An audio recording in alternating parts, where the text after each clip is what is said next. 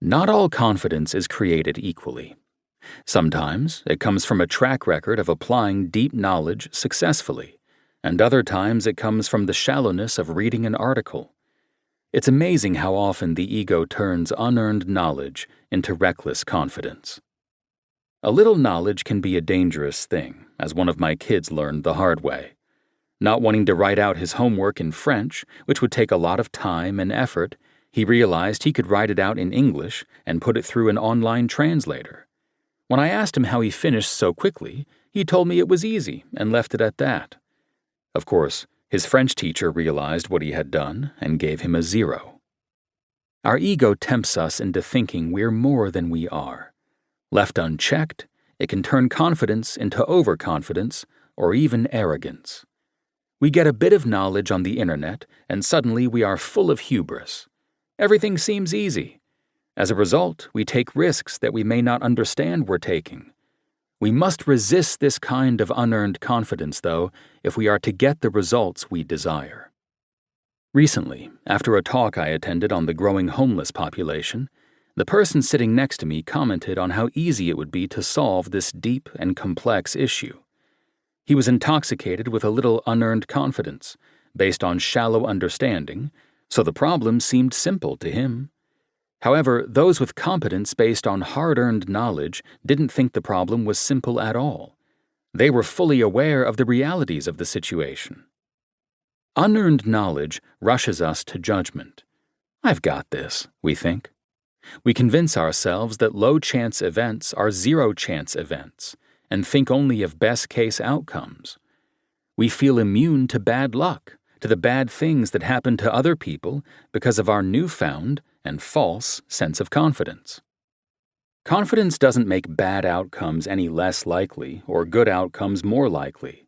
It only blinds us to risk.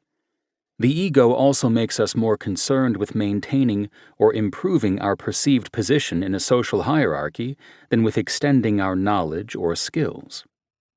One reason people find it hard to empower others at work is that having them depend on us for every decision makes us feel important and indispensable.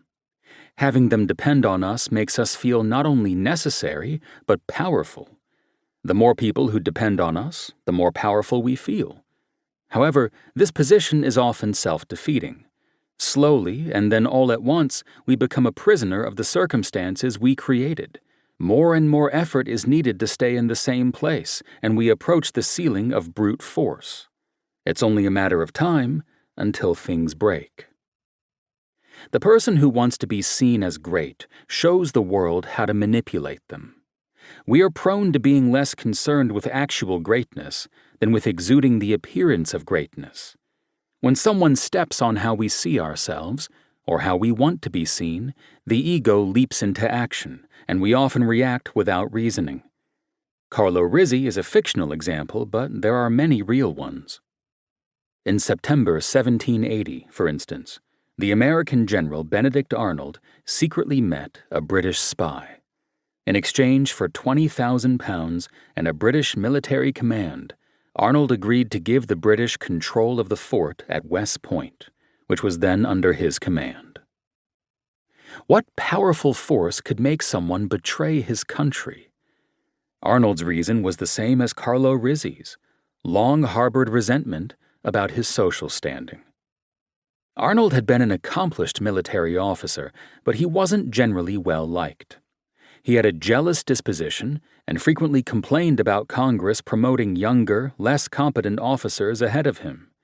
He was quick to react to social slights, both real and imagined, and his tendency to prove his superiority by humiliating people with whom he disagreed created an invisible army of enemies.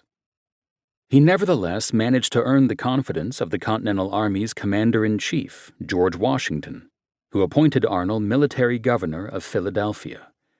Around this time, Arnold sought the hand of Peggy Shippen, the daughter of a wealthy Philadelphia family. The Shippens were loyalist sympathizers, interested in making connections only with similarly wealthy people. Arnold, however, was not wealthy. His alcoholic father had squandered the family fortune when Arnold was a boy. Arnold had been trying to re-establish the family's position in society ever since.